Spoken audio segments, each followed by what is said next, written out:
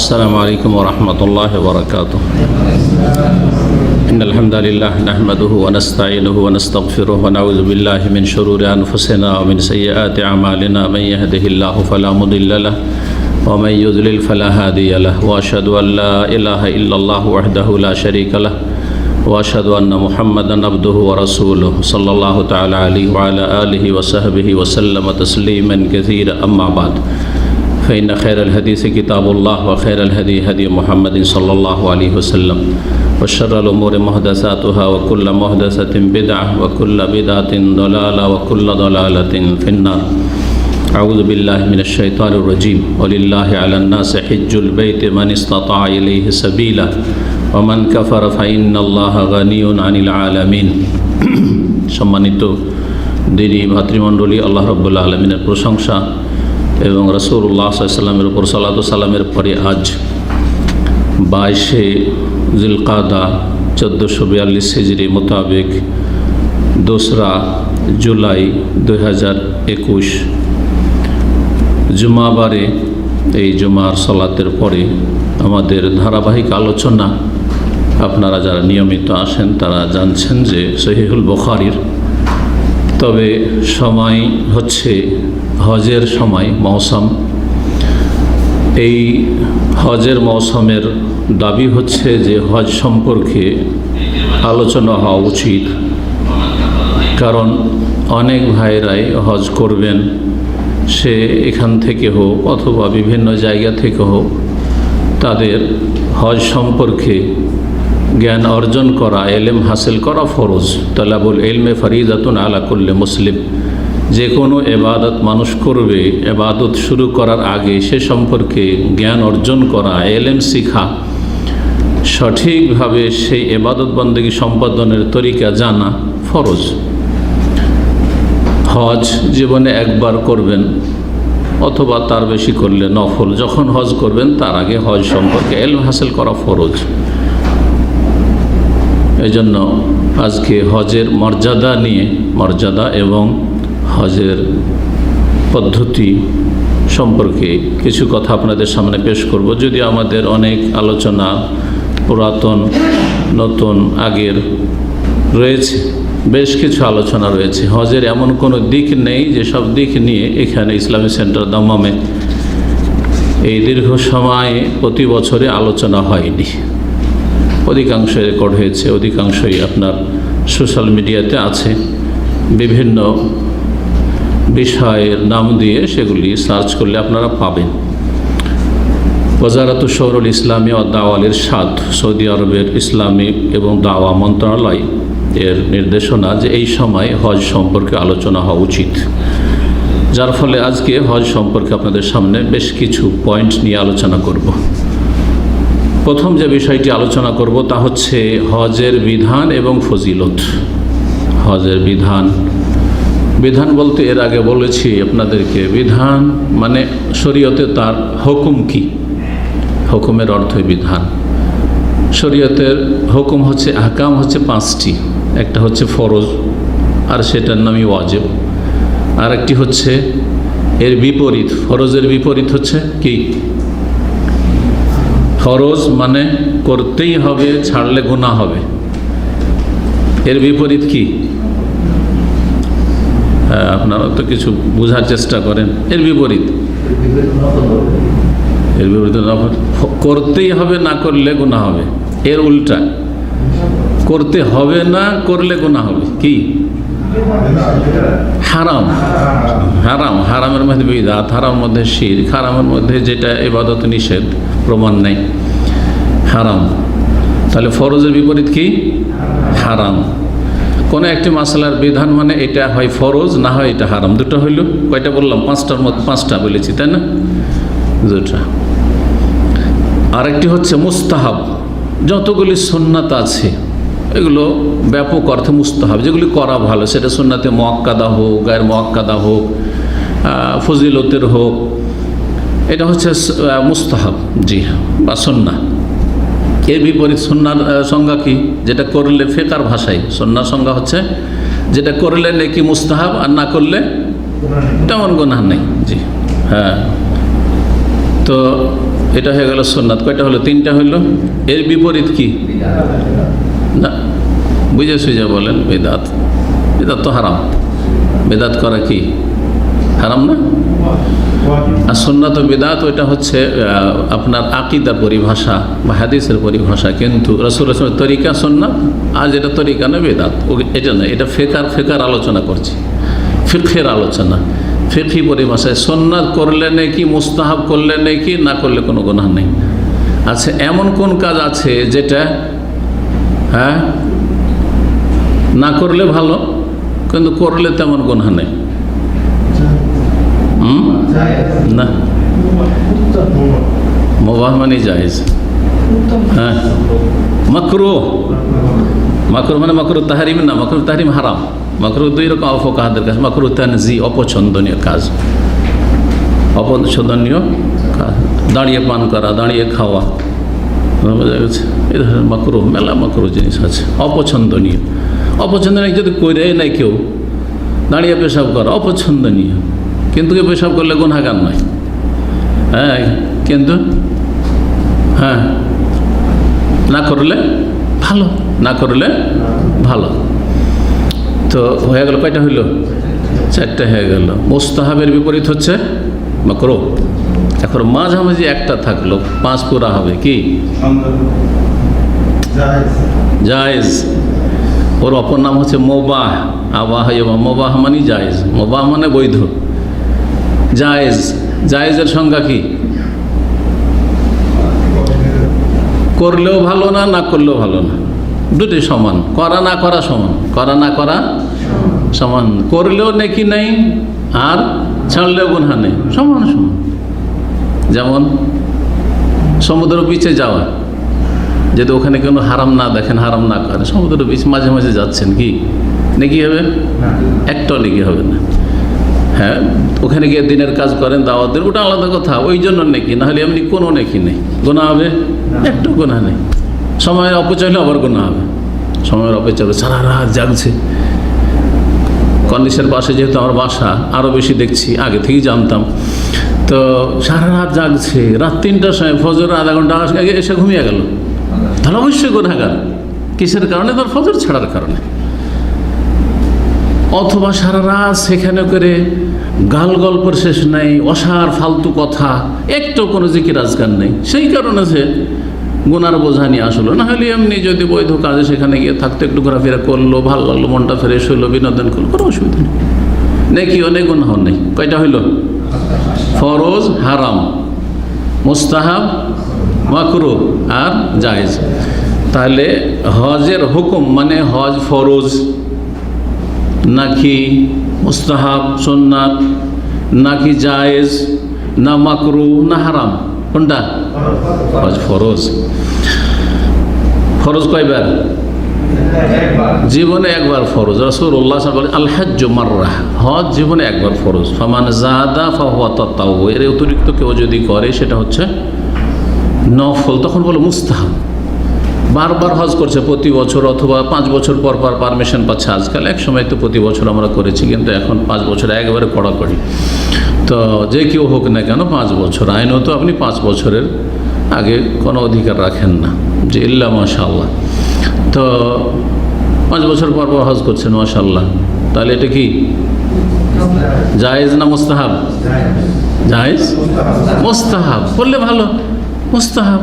জি, এর নাম হচ্ছে ফিকহ।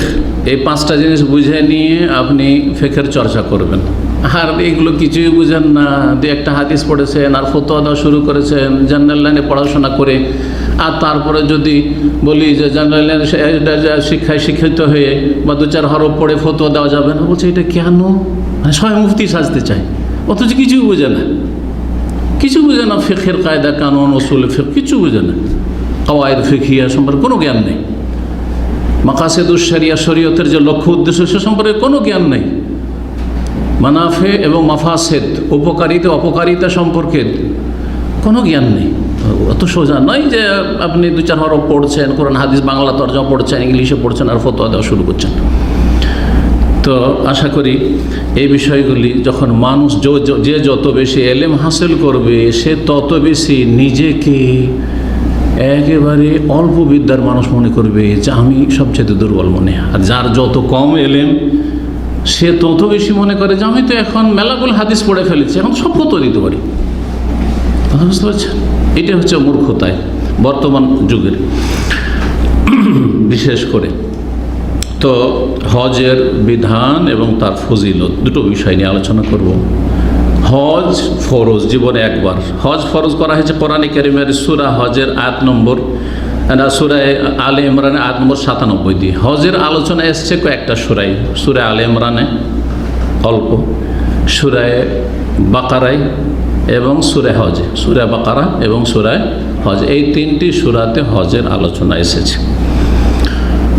তো সূরা আলে ইমরান আয়াত নম্বর 97 তে আল্লাহ রাব্বুল আলামিন ইরশাদ করেছেন, ওয়ালিল্লাহি আলান নাস হিজ্জুল বাইতি মান ইসতাতা ইলাইহি সাবিলা। হজ আল্লাহর জন্য। প্রথম শুরু হচ্ছে আয়াত কার জন্য? হজ আল্লাহর জন্য। এখানে শিক্ষা দেওয়া হয়েছে যে হজ করবে একমাত্র আল্লাহর সন্তুষ্টির জন্য, আল্লাহ ফরজ করেছেন সেই জন্য, আল্লাহর গরজে, দুনিয়ার কোনো গরজে নাই। আল্লাহকে রাজি করে জান্নাত লাভের জন্য, জাহান্নামের আযাব থেকে বাঁচার জন্য, আল্লাহর কাছে পাবো অনেক কিছু, সেই জন্য। দুনিয়ার কোনো স্বার্থ নেই। লোকে কি বলবে, অনেক দিন সৌদি আরবে থাকলাম হজ না করলে, এটাও না। আর যখন সৌদি আরবে এসেছি তখন হজটা করেই নি, এটাও না। দেশে যাব, অনেকে জিজ্ঞেস করবে হ্যাঁ যে হজ করেছেন কি না, কি জবাব দেব? অথবা যাতে করে হাজী সাহেব বলে, অনেক ব্যবসায়ীরা আছে যে হজের এই লেভেল, হাজী সাহেব লেভেলটাকে ব্যবহার করে দুনিয়ার গরজে। হাজী সাহেব আমি ধোঁকা দিতে পারি, আমি মিথ্যা কথা বলতে পারি, ঠকামি করছে। দুনিয়ার কোনো গরজ না, লোক দেখানো না, লোককে শোনানো না, দুনিয়ার এক কথায় কোনো গরজ নেই। ফ্রি পেয়েছি সেই জন্য হজ করেছি, না হলে কি খরচ করে করি, অথচ টাকা আছে আপনার, হজ ফরজে আছে। দুনিয়ার গরজে হজ করেছেন আপনি, ফ্যাসিলিটি পেয়েছেন, হজ করে নিয়েছেন আপনি, না। আল্লাহর জন্য হজ হইতে হবে। ইখলাসের শিক্ষারা প্রথম দিয়েছেন। আর ইবাদত কবুলের প্রথম শর্ত হচ্ছে কি? ইখলাস, নিষ্ঠা, খুলুসিয়াত, নিখুঁত নির্ভেজাল করা আল্লাহর জন্য। দ্বিতীয় শর্ত হচ্ছে সুন্নাহ ভিত্তিক, রাসূল সাল্লাল্লাহু আলাইহি ওয়াসাল্লামের তরিকায় হইতে হবে। এক আল্লাহর জন্য হইতে হবে, এক নবীর তরিকা হইতে হবে। দুটো কথা আমি সাধারণ মানুষকে, আমি এই 22 বছর থেকে আমি প্রথম শুরুই করেছি এটি, যে দুটো কথা শিখে নেন। সাধারণ মানুষ দুটো কথা শিখে নিলে আপনার কেউ গোমরাহ করতে পারবেন না। এক আল্লাহর জন্য কাজটা হচ্ছে কিনা, আর আমার এক রসুলের তরিকা হচ্ছে কিনা। কারণ কালিমা পড়েছি, কালিমাতে দুটো কথার সাক্ষী দিয়েছি, লা ইলাহা ইল্লাল্লাহ, একমাত্র আল্লাহ আমার সত্য মাবুদ, বাকি সব মিথ্যা। আর মোহাম্মদ রসুল্লাহ, মোহাম্মদ আল্লাহর রসুল আমার জন্য এসেছে, মানব জাতির জন্য এসেছে, সুতরাং তার তরিকে চলতে হবে। সাক্ষী তো এটি দিয়েছি, মেনে নিয়েছি, অন্তর থেকে বিশ্বাস করি। সুতরাং বাস্তবে সেটাকে পালন করতে হবে। সহজ ভাষা মনে রাখবেন, প্রতিটি আমলে হজটা আল্লাহর জন্য হচ্ছে কি না, এই হজের ফিট করেন। আর হজটা রাসূলুল্লাহ সাল্লাল্লাহু আলাইহি ওয়াসাল্লামের তরিকাই করে আসলেন কি না, না ওখানে গিয়ে যেখানে ইখতিলাফি মাসলা আছে আমাদের মযহাবের তরিকায় জোহর আসর জমা করা যাবে না আরাফাতে, বুঝা গেছে? না না, এইসব চলবে না। নবী সাল্লাল্লাহু আলাইহি ওয়াসাল্লাম কী করেছেন, তার সাহাবারা কী করেছেন, ওটা দেখতে হবে। হানফি মযহাব কী বললো, শাফি মযহাব কী বললো, মালিক মযহাব কী বললো, হাম্বলি কী বললো, কিচ্ছু দেখার প্রয়োজন নেই। সেটা দেখবে ওলামারা যে আইম্মা কেরামদের উক্তি কী আছে, তার মধ্যে কোনটা শক্তিশালী। কিন্তু আপনাকে এমন আলেমের অনুসরণ করতে হবে যেই আলেম কোরআন সুন্নাহ দিয়ে আপনাকে রাস্তা দেখাচ্ছে।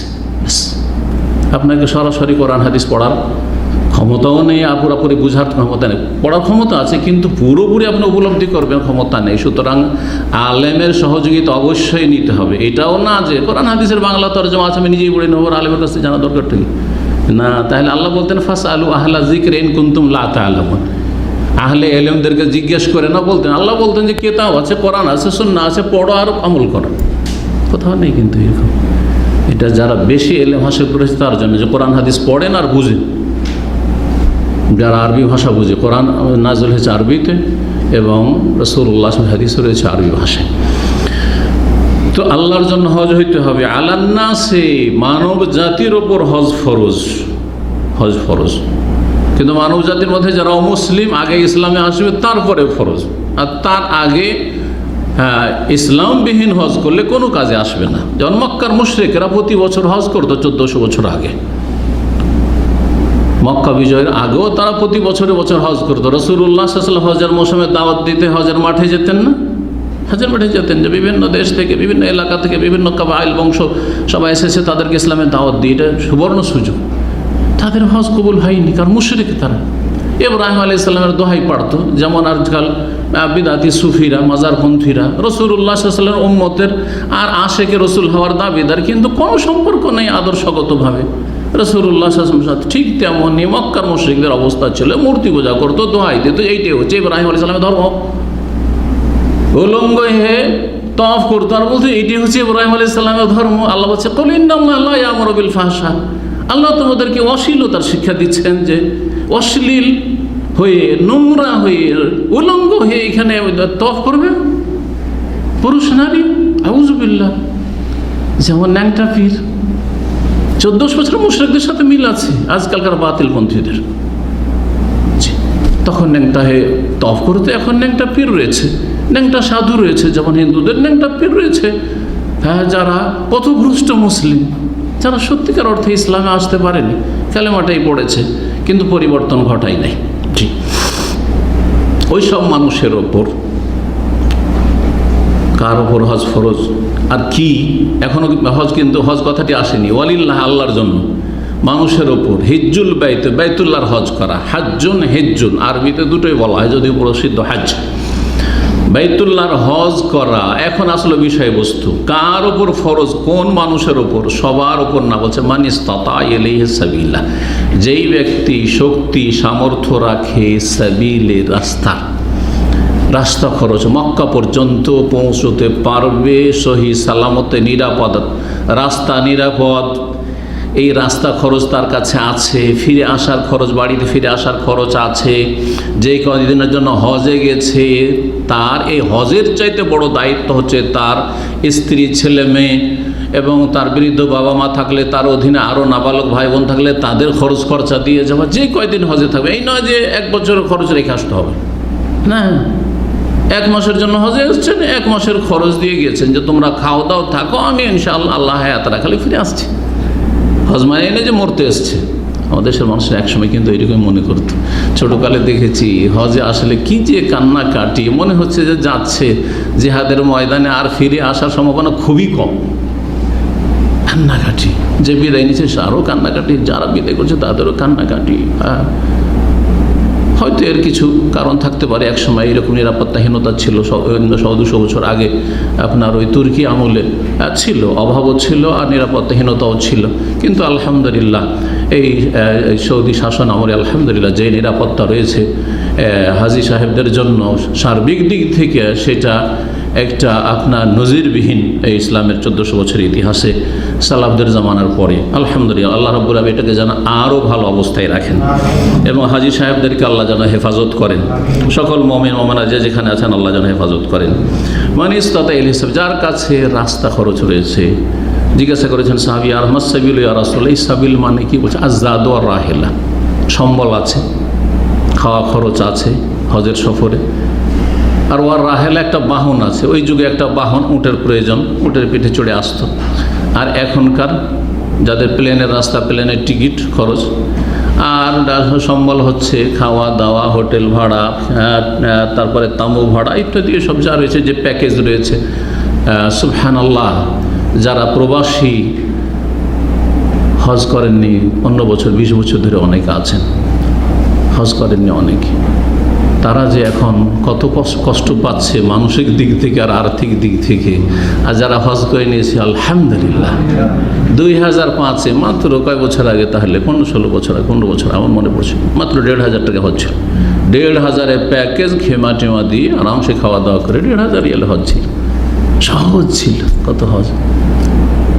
আর এখন এসে 15,000-এর ওপরে। এক ভাই এই দুই দিন আগে টেলিফোন করছে যে শেখ আমি হজে মাশাল্লাহ এলাও হয়েছে, এক তো লটারির মতো হয়ে গেছে, হাজার মধ্যে 1-2 জনের হচ্ছে।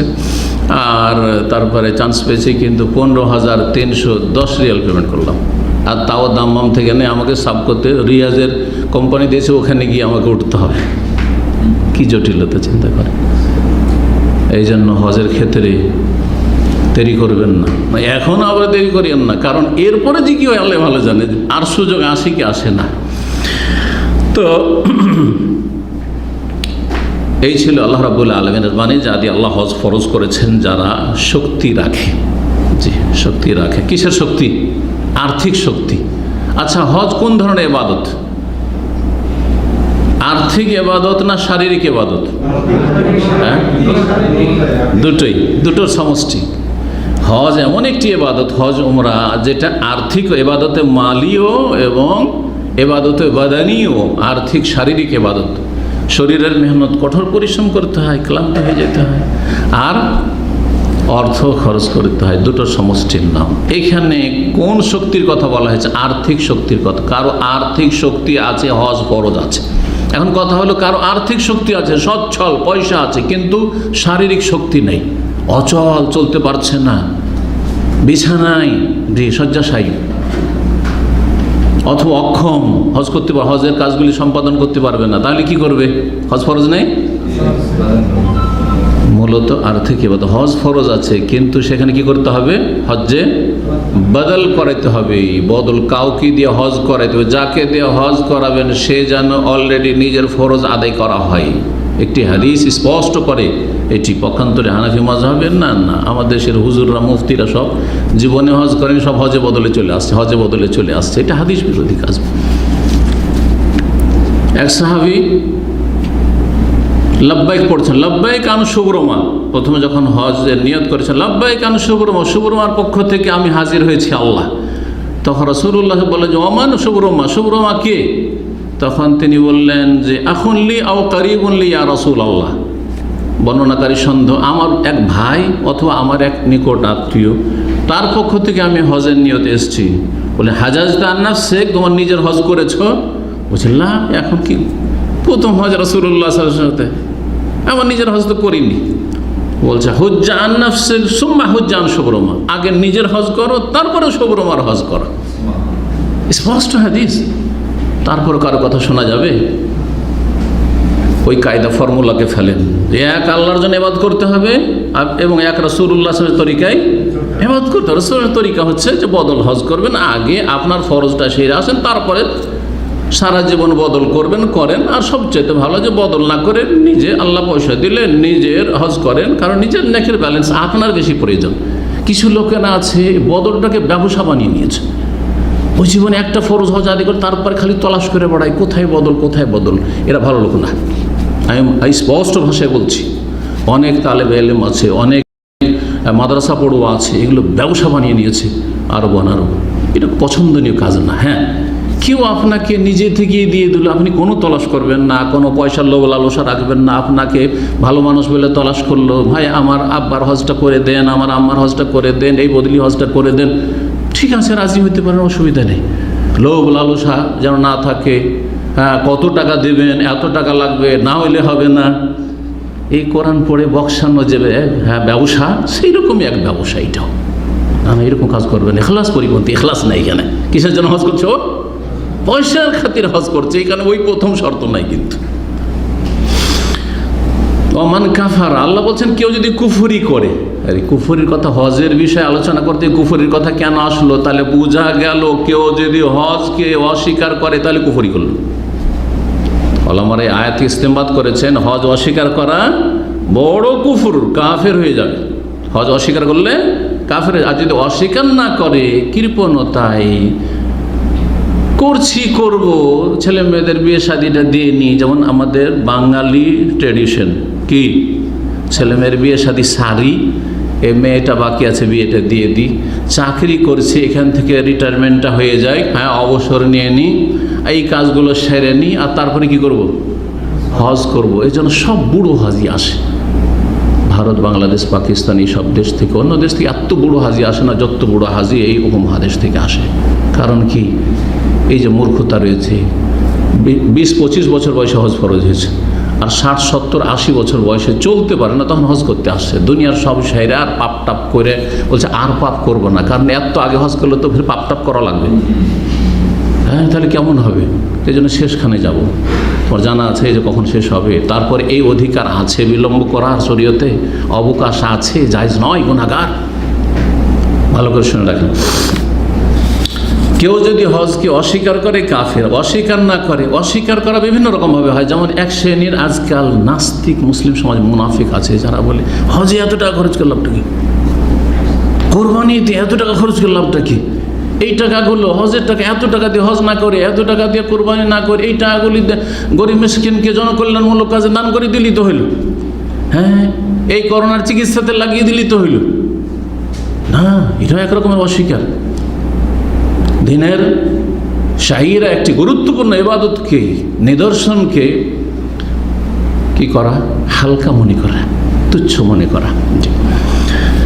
ফাইনাল্লাহ গানিউন আনিল আলামিন। কেউ যদি কুফরি করে, হজকে অস্বীকার করে, যে কোনোভাবে হোক না কেন, তাহলে জেনে রাখা উচিত যে আল্লাহ বিশ্বজগৎ থেকে অমুখাপেক্ষী, কারো পরোয়া করে না। কেউ হজ করলেই কি না করলে কি, হজ হইলেই কি না হইলে কি, হজ হইলে আল্লাহ রাব্বুল আলামিনের বেশি ফায়দা হয়ে যাবে। আর যদি হজ না করে সারা বিশ্ব, তাহলে কোনো ক্ষতি হয়ে যাবে, কিচ্ছু হবে না।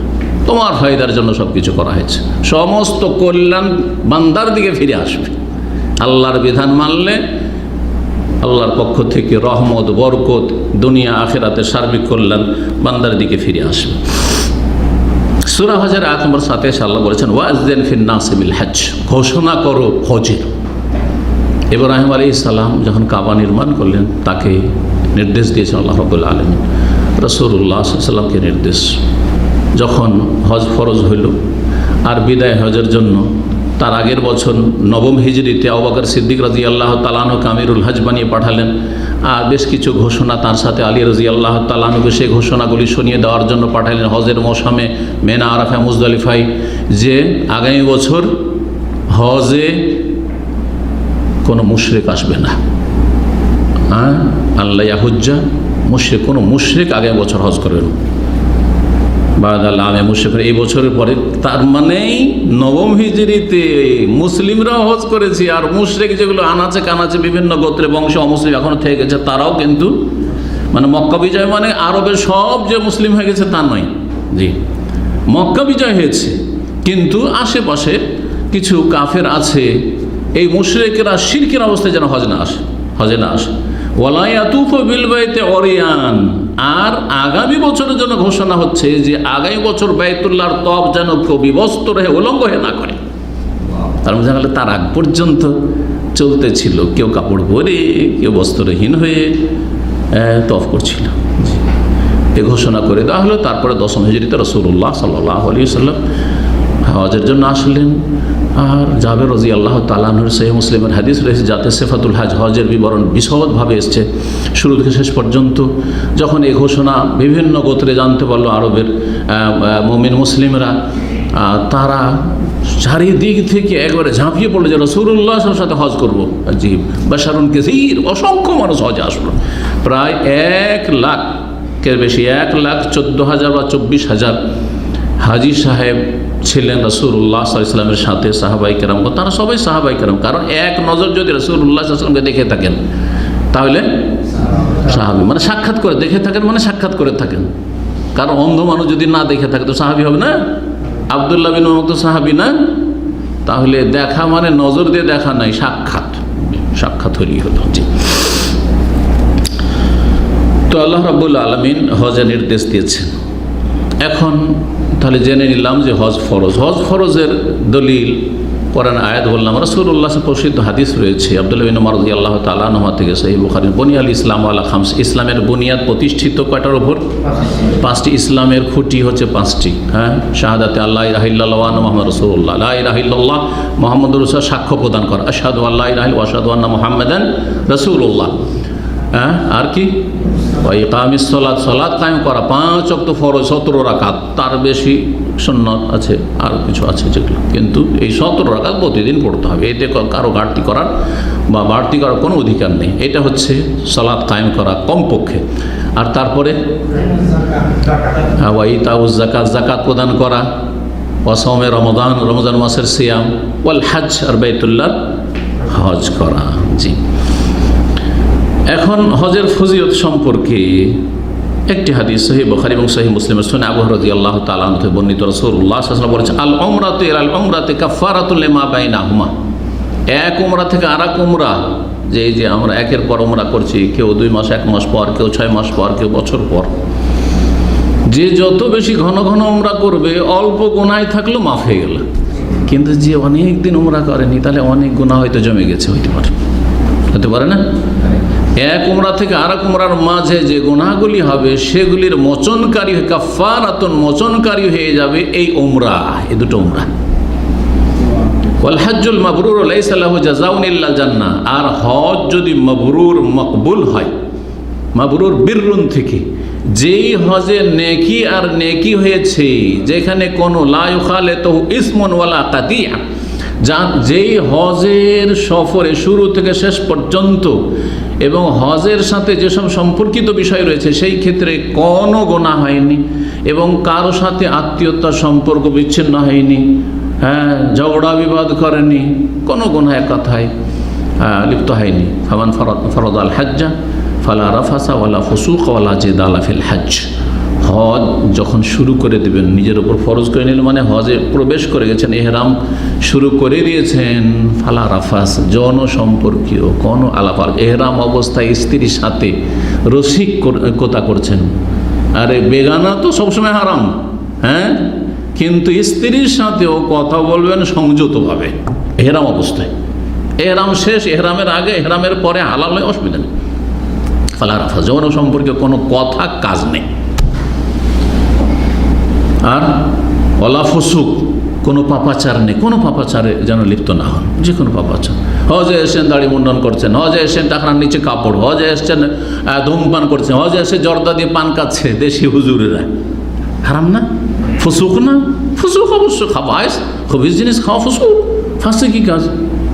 তারপরে হজে মাবরুর হবে? কি করে হজে মাবরুর হবে? জর্দা খেয়ে, তামাক খেয়ে, সিগারেট খেয়ে, আর বহু এরকম গুনাহ। অনেকে জামাত হচ্ছে শুয়ে থাকছে। কত লোক হাজি, এই দুনিয়াদার হাজিগুলো পয়সা আছে, হজে এসছে অথবা হজে চলে গেছে, ফজরে উঠেই না, ধাক্কা দিয়ে উঠানো যায় না, জামাত ধরতে পারে না, এই হলো অবস্থা। ওয়ালা জিদালা ফিল হজ, হজে এসে কোনো ঝগড়া যেন না হয়, কারণ হজে সবাই সফরে থাকে, আর সফরে থাকলে সফরে কষ্ট হবেই, আর কষ্ট হলে মানুষের মেজাজটা খিটখিটা হয়ে যায়, তখন একটুতেই কি হয়ে যায়, উত্তেজিত হয়ে যায়। হাজি সাহেবদের বিল্ডিংগুলিতে 2-4 দিন থাকলে বুঝতে পারবেন যে পরিস্থিতি কেমন।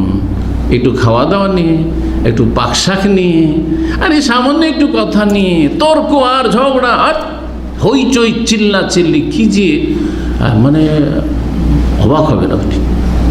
এগুলো আমি দেখেছি আলহামদুলিল্লাহ, হজে বহুবার থেকেছি, আর হজে মাসের বেশি থেকেছি, ডিউটি করেছি, তাদের কাছাকাছি থেকেছি। ভালো মানুষও আছে, কিন্তু যারা এসব ঝগড়া, তার ফাঁসেকি কাজ আর এই হারাম কাজ করতে থাকে আর হজও করছে, এদেরই সংখ্যা বেশি।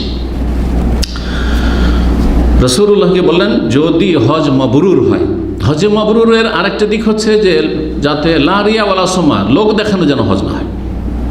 লোক দেখান না, মানুষকে শোনানোর জন্য আনলো, দেখানোর জন্য না। আজকাল সোশ্যাল মিডিয়াতে হজে যাচ্ছে, উমরা যাচ্ছে, যেমন এখান থেকে বেরিয়েছে, অনেক দিন পরে আলহামদুলিল্লাহ উমরায় যাচ্ছি, আমি এখন রাস্তায় আছি, আমার সাথে অমুক অমুক আছেন, লাইভ দেওয়া শুরু করেছেন। আরে কি করছেন এগুলো? আমি এখন উমরাতে এসেছি, যে দিনী ভাইয়েরা আছে আমার সাথে দেখা করবেন, আর পার্সোনাল যোগাযোগ করেন, গোটা দুনিয়াকে আপনি 1 মিনিটের মধ্যে জানিয়ে দিলেন যে মাশাআল্লাহ উমরা করছে হাফেজ সাহেব। কেন এত লোক দেখানোর নিয়ত কেন? শয়তান তো ওইখান দিয়ে ছিদ্র রাস্তাগুলি তো শয়তান খুঁজে, শয়তান যে কত রাস্তা এরকম বের করে। তোকে মাজার পূজা করাইতে পারলাম না, তোকে তো মূর্তি পূজা তো করাইতেই পারবো না, তোকে তো এইটা করাইতে পারলাম না, তুই তো মাশাআল্লাহ দাড়িওয়ালা মানুষ, তুই তো জেনা ব্যভিচার কাছে যাবি না, তুই তো ব্লু ফিল্মে দেখবি না, তো তোর মধ্যে কি ঢুকিয়ে দেবো? রিয়াকারী, লোক দেখানো, শিরক ঢুকিয়ে দেবো, এইরকম পাপ ঢুকিয়ে দেবো না, খবরদার না। সবসময় সতর্ক থাকবেন, শয়তানকে কখনো সুযোগ দেবে না। এগুলো হচ্ছে খুতুওয়াত শয়তান, শয়তানকে সুযোগ মোটেই দেবেন না। কি বলছিলাম? যে হজে মাবরুর হচ্ছে যাতে লোক দেখানো কোনো নিয়ত না থাকে। হজে মাবরুর আর একটা দিক হচ্ছে যে যেই হজ হালাল পয়সা দিয়ে করবেন, হারাম পয়সা সংমিশ্রণ না থাকে। একটি হাদিস রয়েছে তাবরানীতে, জি হাদিস হাসান।